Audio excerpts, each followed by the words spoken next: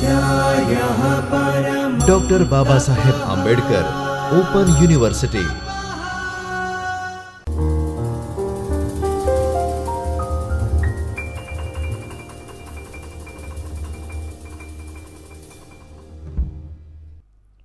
નમસ્તે વિદ્યાર્થી મિત્રો, ડૉક્ટર બાબા સાહેબ આંબેડકર ઓપન યુનિવર્સિટીમાંથી ચૈતન્ય સ્ટુડિયોમાંથી હું doctor Jayshree Koste, assistant professor of commerce, આપ સૌનું હાર્દિક સ્વાગત કરું છું. વિદ્યાર્થી મિત્રો, આજે આપણે એમકોમ સેમેસ્ટર 1ના MC01 EC103 નાણાકીય સાધનો અને બજારોમાંથી બ્લોક નંબર 1માંથી એકમ નંબર 2 નાણાં બજાર વિશે ચર્ચા કરીશું.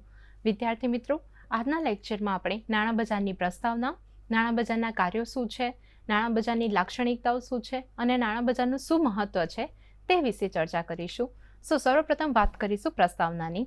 તો નાણાં બજાર શું છે? તો નાણાં બજાર એ ટૂંકા ગાળાના ભંડોળનું બજાર છે, જેમાં પરિપક્વતાનો સમય એ રાતથી લઈને 1 વર્ષ સુધીનો હોય છે. અહીંયા પરિપક્વતાનો સમય એક રાત, એક દિવસથી લઈને 1 વર્ષ સુધીનો હોય છે. અને આ બજારમાં વપરાતા સાધનો નાણાંની સમકક્ષ હોય છે. આપણે બધા જાણીએ છીએ, ભારતીય નાણાકીય વ્યવસ્થાની વાત કરીએ તો ભારતીય નાણાકીય વ્યવસ્થા કઈ રીતે બનેલી છે, કયા સાધનોથી બનેલી છે? તો તેમાં નાણાકીય સેવાઓ છે, નાણાકીય મધ્યસ્થીઓ છે, નાણાકીય સાધનો છે અને નાણાકીય બજારનો સમાવેશ થાય છે. આ નાણાકીય બજારનો એક પેટા વિભાગ શું છે? નાણાં બજાર છે. નાણાં બજાર શાના માટે અસ્તિત્વ ધરાવે છે? તો નાણાં બજાર એ ટૂંકા ગાળાના ભંડોળનું બજાર છે. તે ટૂંકા ગાળાના ભંડોળ માટેનું બજાર છે. એનો પરિપક્વતાનો સમય શું છે? તો અહીંયા પરિપક્વતાનો સમય શું છે? 1 દિવસ 1 રાતથી લઈને 1 વર્ષ સુધીનો હોય છે. અને અહીંયા જે બી સાધનો વાપરવામાં આવે છે એ બધા સાધનો નાણાંની સમકક્ષ હોય છે, એટલે કે તેમનું ઝડપથી નાણાંમાં રૂપાંતર થઈ શકે છે. તો આ નાણાં બજારના સાધનો કયા કયા છે? તો આ નાણાં બજારમાં ટ્રેઝરી બિલ્સ છે, સર્ટિફિકેટ ઓફ ડિપોઝિટ છે, કોલ મની છે વગેરે જેવા સાધનો વપરાતા હોય છે. હવે વિદ્યાર્થી મિત્રો, આપણે નાણાં બજારનો અર્થ જોઈએ. નાણાં બજારનો અર્થ શું છે? તો નાણાં બજાર વિશે રિઝર્વ બેંક ઓફ ઇન્ડિયાએ વર્ણન કર્યું છે, આપણે એ જોઈશું. આના સિવાય ક્રાઉથરે કોઈ વ્યાખ્યા આપી છે એ જોઈશું. અને શ્રી માદન અને નાડલરે તેમના પુસ્તકમાં શું જણાવ્યું છે તેના વિશે ચર્ચા કરીશું. સૌપ્રથમ જોઈશું રિઝર્વ બેંકની વર્ણનાત્મક વ્યાખ્યા. તો નાણાં બજાર વિશે રિઝર્વ બેંક ઓફ ઇન્ડિયાએ આપેલ વર્ણનાત્મક વ્યાખ્યા આ મુજબ છે: નાણાં બજાર એ ટૂંકી મુદતી નાણાકીય મિલકતોની લેવડ દેવડ કરવાનું સ્થળ. નાણાં બજાર શું છે? તો ટૂંકી મુદતી. અહીંયા આપણે અગાઉ ચર્ચા કરી એ મુજબ કેટલી મુદત હોય છે? તો 1 દિવસથી લઈને 365 દિવસ, એટલે કે 1 વર્ષ સુધીની. તો આ ટૂંકી મુદત માટે નાણાકીય મિલકતોની લેવડ દેવડ કરવાનું સ્થળ. નાણાકીય મિલકતોની અહીંયા શું કરવામાં આવે છે? તો આપ-લે કરવામાં આવે છે. આમ નાણાં બજાર એટલે કે ટૂંકી મુદતી નાણાકીય મિલકતોની લેવડ દેવડ કરવાનું સ્થળ એ એક એવી વ્યવસ્થા છે જેમાં ટૂંકી મુદત માટે ધિરાણપાત્ર વધારાના ભંડોળો જેમની પાસે હોય એવી નાણાકીય અને અન્ય સંસ્થાઓ અને વ્યક્તિઓ સમક્ષ ટૂંકી મુદત માટે ધિરાણ મેળવનાર સંસ્થાઓ, વ્યક્તિઓ અને ખુદ સરકાર પોતે નાણાંની માંગણી કરે છે. તો રિઝર્વ બેંક ઓફ ઇન્ડિયા શું કહે છે કે આ કેવી વ્યવસ્થા છે કે જેમાં ટૂંકી મુદત માટે ધિરાણપાત્ર વધારાના ભંડોળ જેમની બી પાસે હોય છે એવી નાણાકીય સંસ્થાઓ છે કે વ્યક્તિઓ છે, એ ટૂંકી મુદત માટે ધિરાણ મેળવનાર સંસ્થા છે, વ્યક્તિઓ છે અને સરકાર જે પોતે નાણાંની માંગણી કરે છે, તો અહીંયા બંને પક્ષકારોની જરૂરિયાતો સંતોષાઈ જાય છે. પછી નેક્સ્ટ છે ક્રાઉથરના મતે. તો ક્રાઉથરના મતે નાણાં બજાર એટલે કે શું?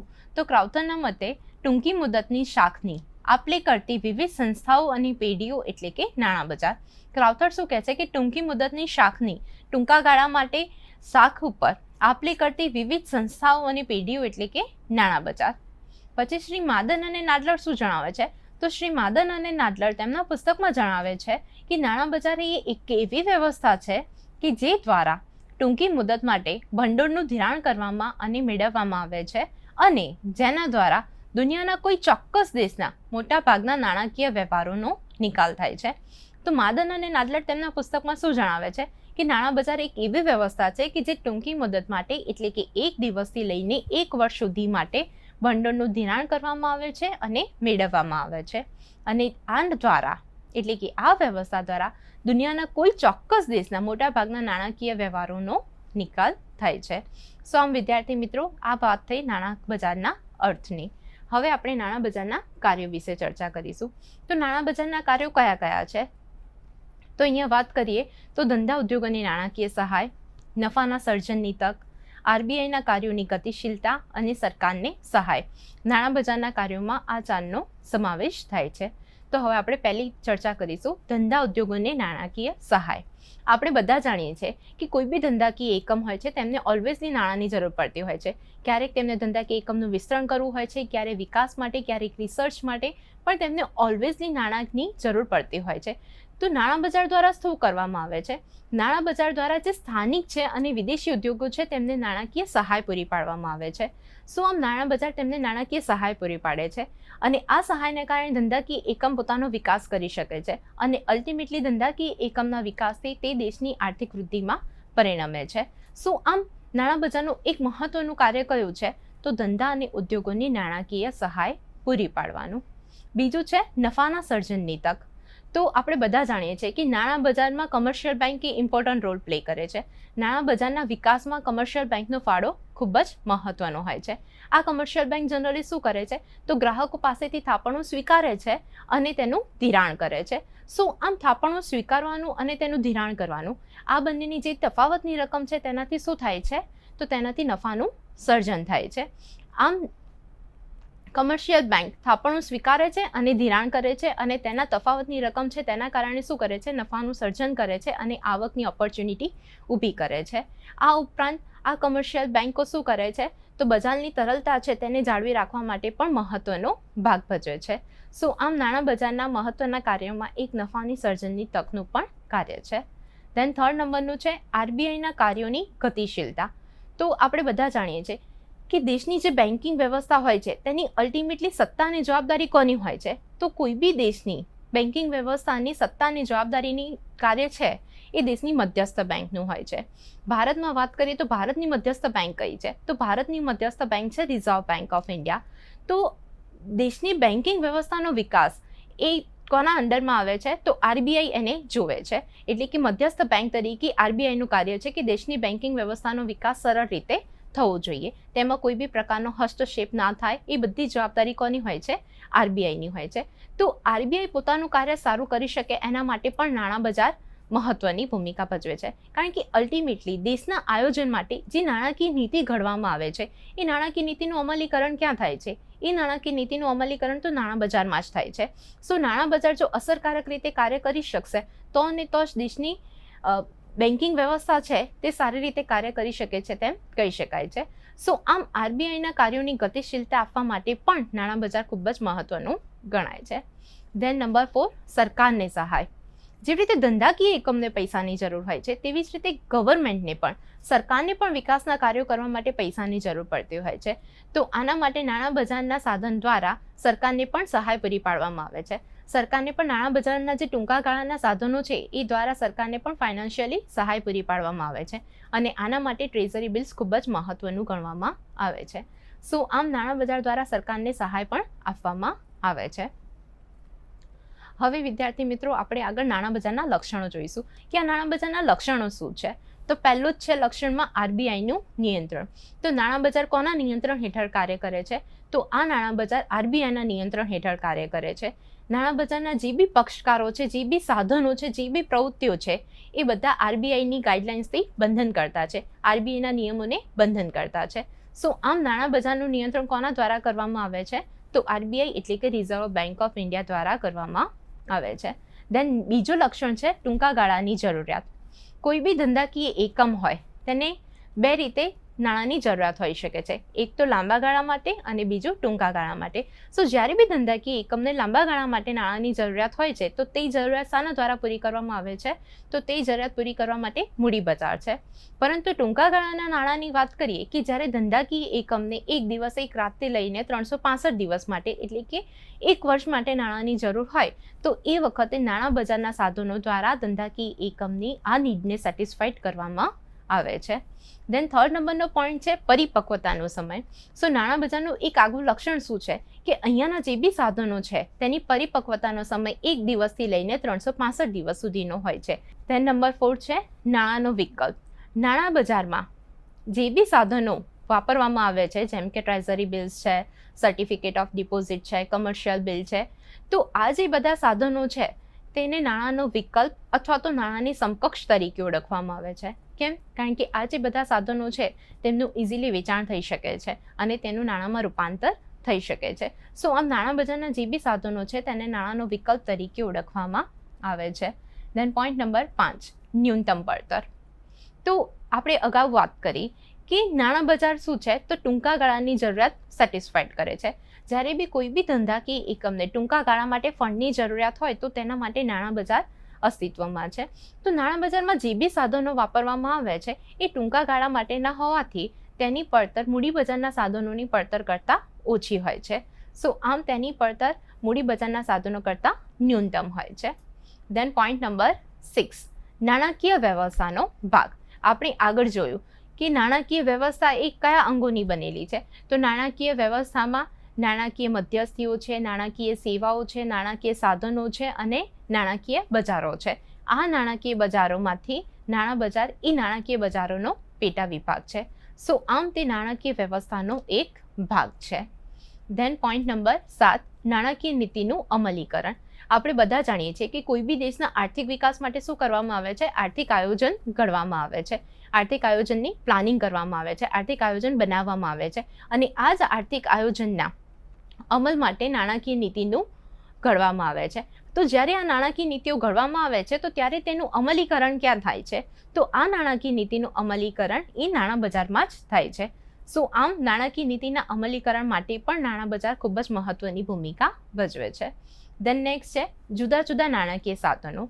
નાણાં બજારમાં વાત કરીએ તો નાણાં બજારમાં જુદા જુદા પ્રકારના નાણાકીય સાધનોનો ઉપયોગ થાય છે. તો આ સાધનો કયા છે? તો આ સાધનોમાં છે કોલ મની છે, ટ્રેઝરી બિલ્સ છે, પછી કમર્શિયલ પેપર છે, પછી કમર્શિયલ બિલ છે, સર્ટિફિકેટ ઓફ ડિપોઝિટ છે વગેરે જેવા જુદા જુદા નાણાકીય સાધનો અસ્તિત્વ ધરાવે છે કે જેના દ્વારા બંને પક્ષકારો, ધિરાણ આપનાર અને ધિરાણ લેનાર, પોતાની જરૂરિયાતોને સંતોષી શકે છે. ધેન નેક્સ્ટ છે વિવિધ પક્ષકારો. તો અહીંયા આપણે જોયું કે વિવિધ પક્ષકારોમાં 2 પ્રકારના પક્ષકારો છે, ધિરાણ આપનાર અને ધિરાણ લેનાર. સો અહીંયા વિવિધ પક્ષકારો જે જુદા જુદા નાણાકીય સાધનો છે તેમના દ્વારા પોતાની જરૂરિયાતોને સંતોષી શકે છે. કોઈની જરૂરિયાત છે ધિરાણ કરવાની અને કોઈને શું હોય છે કે ફંડની સ્કેર્સિટી હોય છે. તો અહીંયા બંને પક્ષકાર પ્રત્યક્ષ રીતે કે પરોક્ષ રીતે સંપર્કમાં આવીને પોતાની જરૂરિયાતોને સંતોષી શકે છે. ધેન નેક્સ્ટ છે બજારના પ્રકાર. સો નાણાં બજાર જે છે, ભારતનું જે નાણાં બજાર છે તેને 2 ભાગમાં વિભાજિત કરવામાં આવ્યો છે. એક તો ઓર્ગેનાઇઝડ અને બીજું છે અનઓર્ગેનાઇઝડ, એટલે કે સંગઠિત અને બિનસંગઠિત. સો અહીંયા નાણાં બજારનું 2 ભાગમાં વિભાજન કરવામાં આવ્યું છે, સંગઠિત અને બિનસંગઠિત. અને પોઈન્ટ નંબર 11 છે દલાલો.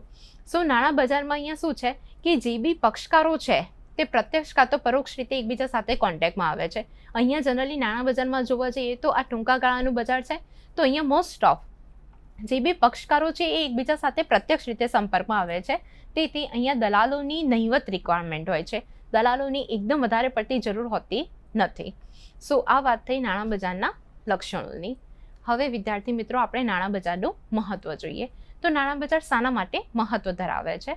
તો પહેલો પોઈન્ટ કે નાણાં બજાર ધિરાણ કરવાની તક શોધતા અને ધિરાણ મેળવવાની જરૂરિયાતવાળા વચ્ચે પ્રત્યક્ષ કે પરોક્ષ રીતે સંપર્ક સાધીને બંને પક્ષોને ટૂંકા ગાળાની જરૂરિયાતો સંતોષવાની વ્યવસ્થા પૂરી પાડે છે. તો નાણાં બજારનો મહત્વનો પહેલો મુદ્દો શું છે કે નાણાં બજાર ધિરાણ કરવાની તક શોધતા. આપણે બધા જાણીએ છીએ કે ઘણા ઇન્ડિવિડ્યુઅલ પાસે વધારાના પૈસા હોય છે તો એ લોકો ધિરાણ કરવાની તક જ શોધતા હોય છે.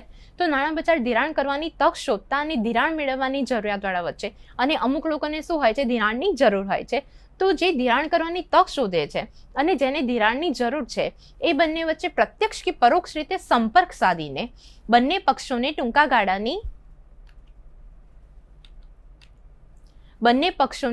ગાળાની જરૂરિયાતો સંતોષવાની વ્યવસ્થા પૂરી પાડે છે. સો નાણાં બજાર દ્વારા આ બંને પક્ષો શું કરે છે? પોતાની જરૂરિયાતોને સંતોષી શકે છે. ધેન પોઈન્ટ નંબર 2, નાણાં બજાર લઘુત્તમ રોકડ અનામત સાથે ખાસ કરીને બેંકોને અને અન્ય ધંધાકીય એકમોને ધંધો કરવાની તક પૂરી પાડે છે.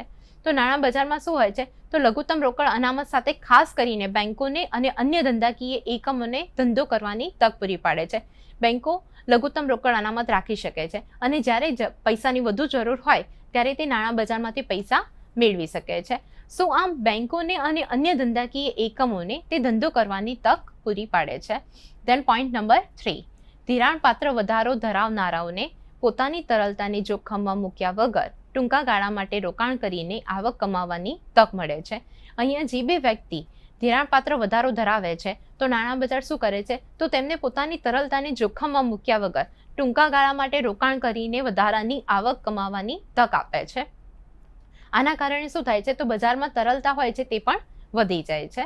ધેન નેક્સ્ટ પોઈન્ટ, નાણાં બજાર મધ્યસ્થ બેંકની નાણાકીય નીતિને અસરકારક બનાવવામાં મહત્વનો ફાળો આપે છે. તો નાણાં બજારનું મહત્વનું કાર્ય શું છે તો મધ્યસ્થ બેંકની નાણાકીય નીતિને અસરકારક બનાવવાનું. તો આપણે અત્યારે અગાઉ ચર્ચા કરી છે એ મુજબ તે આરબીઆઈના કાર્યોને શું કરે છે ગતિશીલતા આપે છે. તો અહીંયા નાણાં બજાર મધ્યસ્થ બેંકની જે નાણાકીય નીતિ છે તેને અસરકારક બનાવવા માટે મહત્વનો ફાળો પણ આપે છે. હવે કોઈ બી દેશની મધ્યસ્થ બેંકની નાણાકીય નીતિ અસરકારક ક્યારે કહેવાય કે જ્યારે એમાં જે બી નિર્ણય લેવાયા હોય તે છેક છેલ્લા એકમ સુધી, છેલ્લી પાર્ટી સુધી પહોંચે તો જ તેને અસરકારક કહી શકાય છે. ધેન નેક્સ્ટ પોઈન્ટ, સ્થિરતા સાથે વિકાસ સાધવામાં નાણાં બજાર મદદરૂપ બને છે. તેની મદદથી મધ્યસ્થ બેંક નાણાંના પુરવઠામાં વૃદ્ધિ કરીને આર્થિક વિકાસ સાધવામાં મદદરૂપ બને છે. તો સ્થિરતા સાથે વિકાસ સાધવો એના માટે પણ નાણાં બજાર ખૂબ જ મહત્વનું છે અને તેની મદદથી મધ્યસ્થ બેંક શું કરે છે તો નાણાંના પુરવઠામાં વૃદ્ધિ કરે છે અને તેના કારણે આર્થિક વિકાસ સાધવામાં પણ મદદરૂપ થઈ શકે છે. ધ નેક્સ્ટ પોઈન્ટ છે, નાણાં બજારને કારણે એક પ્રદેશમાંથી બીજા પ્રદેશમાં અને એક દેશમાંથી બીજા દેશમાં નાણાંની હેરફેર સરળ બને છે. આ જ નાણાં બજારને કારણે શું થાય છે, એક પ્રદેશમાંથી બીજા પ્રદેશમાં કાં તો પછી એક દેશમાંથી બીજા દેશમાં નાણાંની હેરફેર કરવું હોય તો તે નાણાં બજારના સાધનોના માધ્યમથી તે સરળ બની જાય છે. ધેન નેક્સ્ટ પોઈન્ટ, નાણાં બજાર અર્થતંત્રના મૂડી સર્જનમાં વધારો કરે છે કારણ કે નાણાં બજાર ધિરાણપાત્ર વધારાનું રોકાણ શક્ય બનાવે છે. ટૂંકા ગાળાનું રોકાણ ટૂંકા ગાળાની મૂડીની જરૂરિયાતો સંતુષ્ટ હોવાથી તે મૂડીના સર્જનમાં વધારો કરે છે એ સ્વાભાવિક છે. તો નાણાં બજાર છે એ અર્થતંત્રમાં મૂડીના સર્જનમાં વધારો કરે છે કારણ કે નાણાં બજાર શું કરે છે તો ધિરાણપાત્ર વધારાનું રોકાણ શક્ય બનાવે છે. નાણાં બજારમાં વિવિધ પ્રકારના સાધનોનો ઉપયોગ કરવામાં આવે છે અને આ સાધનના ઉપયોગથી જ જે ધિરાણ કરવાની તક શોધે છે તેમને ધિરાણ માટેની ઓપોર્ચ્યુનિટી મળી જાય છે અને આમ કરીને તેમની વધારાની આવકનું પણ સર્જન થઈ શકે છે. સો આમ ટૂંકા ગાળાનું રોકાણ ટૂંકા ગાળાની મૂડીની જરૂરિયાતો સંતુષ્ટ હોવાથી તે મૂડીના સર્જનમાં વધારો કરે છે તે સ્વાભાવિક છે. તો વિદ્યાર્થી મિત્રો, આ વાત થઈ નાણાં બજારનું મહત્વનું. હવે નાણાં બજારના સાધનો અને ઘટકો કયા છે તેના પર ખાલી એક વખત નજર કરી લઈએ. તો નાણાં બજારના સાધનોની વાત કરીએ તો call money, treasury bill, certificate of deposit, વેપારી પત્રો, વેપારી બિલો, ઇન્ટરબેંક પાર્ટિસિપેશન સર્ટિફિકેટ, પુનઃ ખરીદી કરારો, મની માર્કેટ મ્યુચ્યુઅલ ફંડ, આ બધા શું છે તો નાણાં બજારના સાધનો છે. તો વિદ્યાર્થી મિત્રો, આ બધા જે સાધનો છે તેના વિશે વિસ્તૃતમાં ચર્ચા આપણે નેક્સ્ટ લેક્ચરમાં કરીશું. વિદ્યાર્થી મિત્રો, આપણે આજનો લેક્ચર અહીં સમાપ્ત કરી રહ્યા છે. આજના લેક્ચર માટે આપ સૌનો ખૂબ ખૂબ આભાર. स्वाध्यायः